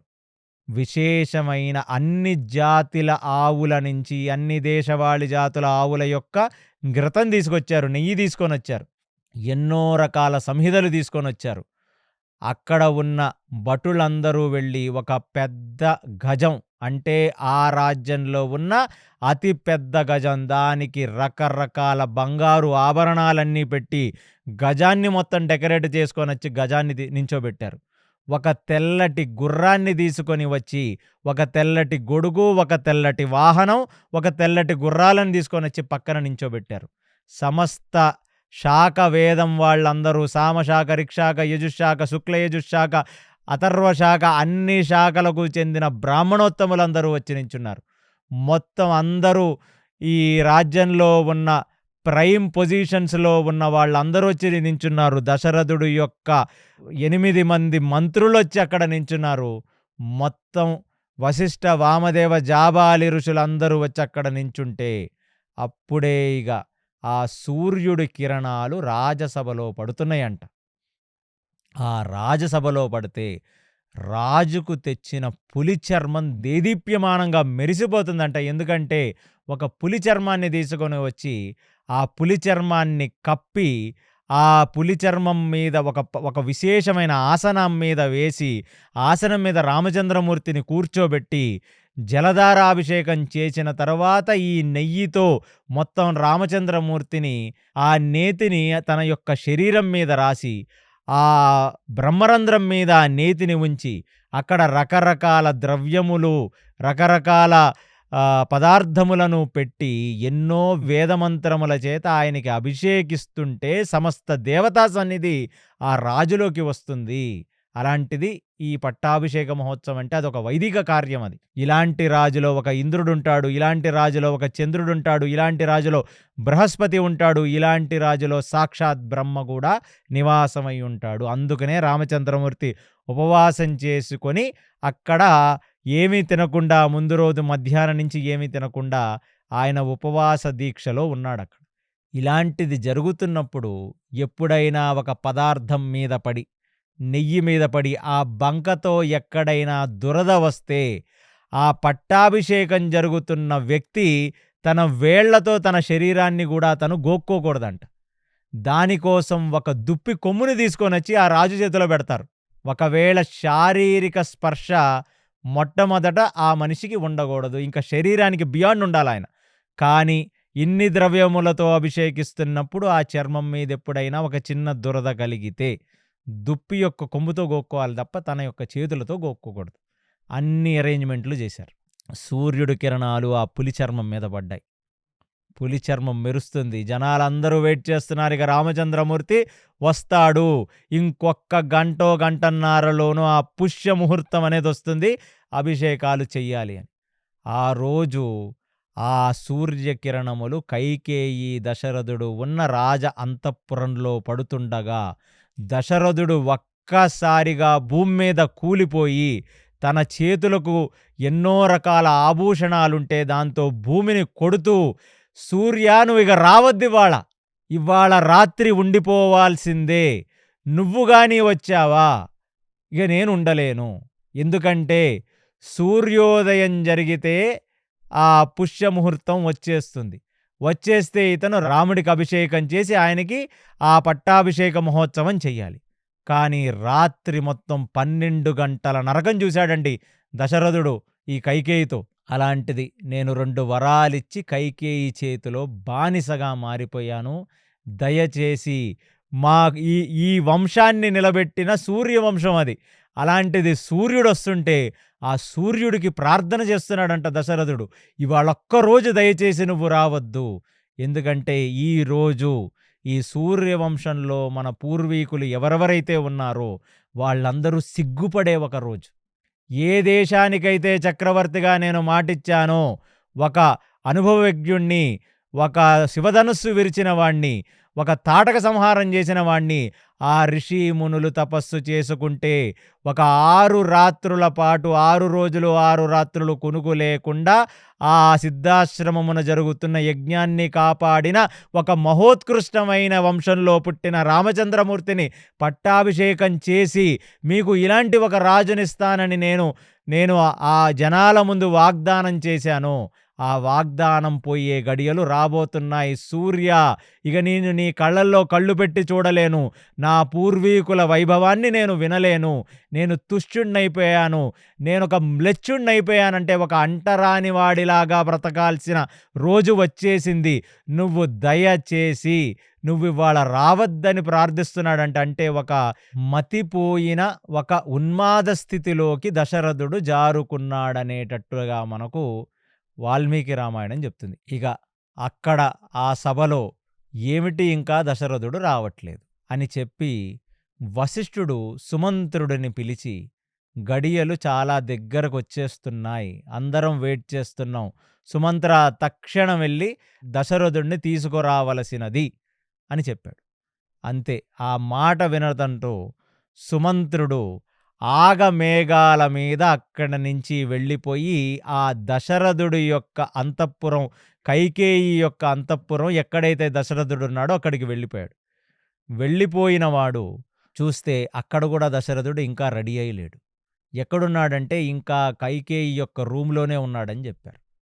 ఇక ఆ సుమంత్రుడు నడుచుకుంటూ వెళ్ళి ఆ కైకేయి రూము బయట నించోని ఆ దశరథుడితో మాట్లాడాలి కాబట్టి అక్కడ ఆయన దశరథుడు కోసం వచ్చాడన్న సంగతి తెలియాలి కాబట్టి ఆ దశరథుడు యొక్క పూర్వీకుల వైభవం, అంటే ఎలా అయితే రాజాదిరాజ రాజమార్తాండ రాజగంభీర అని మనం రాజు వస్తున్నప్పుడు మాట్లాడతామో, రాజుకు సుమంత్రుడు వచ్చాడన్న సంగతి తెలియాలి కాబట్టి ఇక్ష్వాకుల తిలక, ఆ హరిశ్చంద్రుడు లాంటి వంశంలో పుట్టినవాడా, ఆ మాంధాత లాంటి వంశంలో పుట్టినవాడా, ఆ దిలీపుడు లాంటి వంశంలో పుట్టినవాడా అని దశరథుడిని కీర్తిస్తూ పిలుస్తుంటే లోపల నుంచి ఒక శబ్దం వచ్చిందంట. అలాంటి గొప్పవాళ్ల పేర్లు కూడా ఎత్తి నువ్వు నన్ను పిలవద్దు, ఎందుకంటే ఆ గొప్పవాళ్ళు పుట్టిన వంశంలో నేను తప్పు పుట్టాను అని చెప్పి దశరథుడు మాట్లాడాడంట లోపల నుంచి. అసలు సుమంత్రుడికి ఏమీ అర్థం కాలేదు, ఏమిటిలాగా అని. రాణితో ఏకాంతంలో ఉన్న అంతఃపురంలోకి తలుపులు తెరుచుకొని సుమంత్రుడు వెళ్ళలేడు. అలాంటిది ఇప్పుడు కర్టెన్ తీసి బయటికి కైకేయి వచ్చింది. కైకేయి వస్తే దశరథుడు అన్నాడు సుమంత్రుడు. అంటే ఏమీ లేదులే నాయనా, రాత్రిరంతా ఆనందంతో ఉబ్బు తబ్బైపోయాడు దశరథుడు.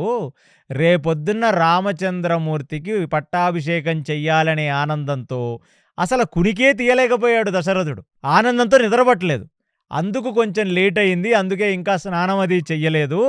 కాబట్టి సుమంత్ర, నువ్వు వెళ్ళి తక్షణం రామచంద్రమూర్తిని ఇక్కడికి రామని దశరథుడు చెప్పాడని చెప్పి తీసుకురావలసినది అని కైకేయి చెప్తుంది సుమంత్రుడికి. అంటే ఎంత కాఠిన్యంగా ప్రవర్తిస్తుందండి కైకేయి. అంటే నాటకంలో పీక్స్ అన్నమాట ఇది. కానీ దశరథుడు యొక్క మాట తీరు సుమంత్రుడి చెవులకు అలా వినపడలేదు. అయినా ఆయన అలాగే ఉండిపోయాడు ఆ కర్టెన్ వెనకాల, ఏ మాట మాట్లాడకుండా. కైకేయి చాలా కోపంగా చెప్పింది, దశరథుడు పిలుస్తున్నాడని చెప్పి రామచంద్రమూర్తిని ఇక్కడ తీసుకురా సుమంత్ర అని చెప్పింది. అయినా సరే ఏ మాట మాట్లాడకుండా అలాగే కిందకు తలపెట్టుకొని సుమంత్రుడు ఉన్నాడు. లోపల నుంచి దశరథుడు చెప్పాడు, ఎందుకంటే రాజైన చక్రవర్తి అయిన దశరథుడు చెప్తే రామచంద్రమూర్తిని తీసుకురాగలం. కైకేయి చెప్తే సుమంత్రుడు వెళ్ళి తీసుకురాడు. అందులో దశరథుడి యొక్క వాయిస్ని సుమంత్రుడికి ఆల్రెడీ రావాల్సిన డౌట్ వచ్చింది. కానీ ఏం డౌట్ అనేది ఎవరు ఊహించలేరు అసలు ఇలాంటిది ఒకటి జరుగుతుందని. లోపల నుంచి దశరథుడి యొక్క వాయిస్ వినపడింది. చాలా బాధపడి కుమిలిపోతున్న, బాగా ఏడ్చిన కంఠంతో, రాజుగా నేను చెప్తున్నాను, రాముణ్ణి తీసుకొని సుమంత్ర ఇక్కడికి రావలసినది. ఇది రాజుగా నా ఆజ్ఞ అన్నాడు. అనగానే సుమంత్రుడు, అలాగే చక్రవర్తి, మీరు చెప్పినట్లుగానే నేను వెళ్ళి రామచంద్రమూర్తిని తీసుకువస్తానని అక్కడ నుంచి శరవేగంగా కిందకు వెళ్ళి తను వచ్చిన రథం మీద కూర్చొని రాముడి యొక్క అంతఃపురానికి వెళ్ళాడు. రాముడు అంతఃపురానికి వెళ్ళేసరికి ఆ రాముడు ఒక కుశగ్రాసం మీద కూర్చొని, ఒక యవ్వనంలో ఉన్న ఒక పిల్లవాడు కంప్లీట్లీ సూర్య తేజస్సుతో మెరిసిపోతే ఎలా మెరిసిపోతాడో అలా పూర్తి తేజస్సుతో మెరిసిపోతూ, ఆయన పక్కన సీత ఒక కోమలిగామ పక్కన నించుంటే, ఒక క్షణం ఇంత యజ్ఞం ఇంత అనుష్ఠానం చేసిన రామచంద్రమూర్తిని చూస్తే సుమంత్రుడికి రామచంద్రమూర్తిని సీతను చూచినట్టు అనిపించలేదంట. సాక్షాత్తు ఇంద్రుడు సచీదేవి పక్కన కూర్చుంటే ఎలా ఉంటారో అలాగనిపించిందంట. ఒక్క నిమిషం కళ్ళు నులుముకొని మళ్ళీ చూస్తే అప్పుడు రామచంద్రమూర్తి కనపడ్డాడు. అప్పుడు దగ్గరికి వెళ్ళి రామచంద్రమూర్తికి, మీ నాన్నగారైన దశరథుడు మిమ్మల్ని తక్షణం తీసుకొని ఆ కైకేయి యొక్క అంతఃపురానికి రమ్మన్నారు అన్నాడు. అనగానే రామచంద్రమూర్తి సీతని చూచి నవ్వుకుంటూ అక్కడ నుంచి సుమంత్రుడు రథాన్ని తీసుకొని వెళుతుండగా సుమంత్రుడు రథం మీద కూర్చున్న రామచంద్రమూర్తి కైకేయి అంతఃపురానికి వచ్చారు. కైకేయి అంతఃపురం మొత్తం పిన్ డ్రాప్ సైలెంట్గా ఉంది. ఎందుకంటే ఇంకా వార్త బయటికి వెళ్ళలేదు. కానీ 12 గంటల పాటు జరిగిన ఈ డ్రామా అక్కడున్న చిలికెత్తలకు వాళ్ళకి వీళ్ళకి అందరికీ అర్థమైపోయింది ఇక్కడ ఏం జరుగుతుందో. అక్కడ ఉన్న సన్నివేశం, అక్కడ ఉన్న దృశ్యం అంతా చూచి రామచంద్రమూర్తికి అర్థమయ్యింది. ఎందుకంటే రామచంద్రమూర్తికి ఒకళ్ళు చెప్పాలా చెప్పండి, సర్వాంతర్యామి, అందరి హృదయాల్లో నివసించేవాడు ఆయన. అలాంటి వ్యక్తి సుమంత్రుడు తీసుకువెళ్తుండగా సుమంత్రుణ్ణి అనుగమిస్తూ ఇప్పుడు కైకేయి యొక్క అంతఃపురం వైపుకు వెళ్ళాడు. వెళ్ళగానే ఆ కైకేయి అంతఃపురంలో ముందు కైకేయిని చూచి నవ్వు ముఖంతో కైకేయికి సాష్టాంగ నమస్కారం చేసి కైకేయికి ప్రదక్షిణ చేసి కైదండం పెట్టి కైకేయి ముందు నిలబడ్డాడు. నిలబడితే అప్పుడు దశరథుణ్ణి చూచిన రామచంద్రుడు నిర్ఘాంతపోయాడు. జుట్టు మొత్తం కూడా విచలితమైపోయి, ఉన్న ఆభరణములన్నీ తెగి ఇక్కడ అక్కడ పడిపోయి, ఆయన ఒంటి మీద బట్ట కూడా పూర్తిగా సరిగ్గా లేకుండా జారిపోతూ, పూర్తిగా ముఖమంతా కూడా ఒక ఎరుపెక్కి, ఏదో ఒక రోగిష్టివాడిలాగా కంటెమ్మట అశ్రుధార కారిపోతూ చూసిన దశరథుడిని అసలు చూడలేకపోయి అలా నించుండిపోయాడంట రామచంద్రమూర్తి. అలాంటిది కైకేయిని చూచి, అసలు నాన్నకేమైంది, ఎందుకు నాన్న అలా ఉన్నాడు, నా వల్లేమైనా అపచారం జరిగిందా, నా వల్లేమైనా నేను అనరాని మాట కానీ ప్రవర్తించరాని తీరుగానే నేను ప్రవర్తించానా, నా వల్ల ఏమైనా తప్పు జరిగితే నన్ను క్షమించవలసినది తండ్రి అని చెప్పి ఆ దశరథుడికి సాష్టాంగ నమస్కారం చేసి కైదండం పెట్టి నిలిచిపోయిన రామచంద్రమూర్తి ఇప్పుడు ఏమి మాట్లాడబోతున్నాడనే సంగతి మనం తరువాయి ఎపిసోడ్లో తెలుసుకుందాం. శ్రీరామ రామ రామేతి రమే రామే మనోరమే సహస్రనామ తత్తుల్యం రామనామ వరాననే. సర్వం శ్రీకృష్ణార్పణమస్తు. హరి ఓం. విన్నారు కదండి, కైకేయి కోరిన వరాలకి దశరథుడు ఎంత తల్లడిల్లిపోయాడో. ఆ తల్లడిల్లిన హృదయంతో రాముణ్ణి తీసుకురమ్మని చెప్పాడు కదా. ఆ రాముడు ఏం మాట్లాడారో మనం వచ్చే ఎపిసోడ్లో తెలుసుకుందాం. అంతవరకు చూస్తూనే ఉండండి కేసీ టాక్స్ తెలుగు. హరే కృష్ణ.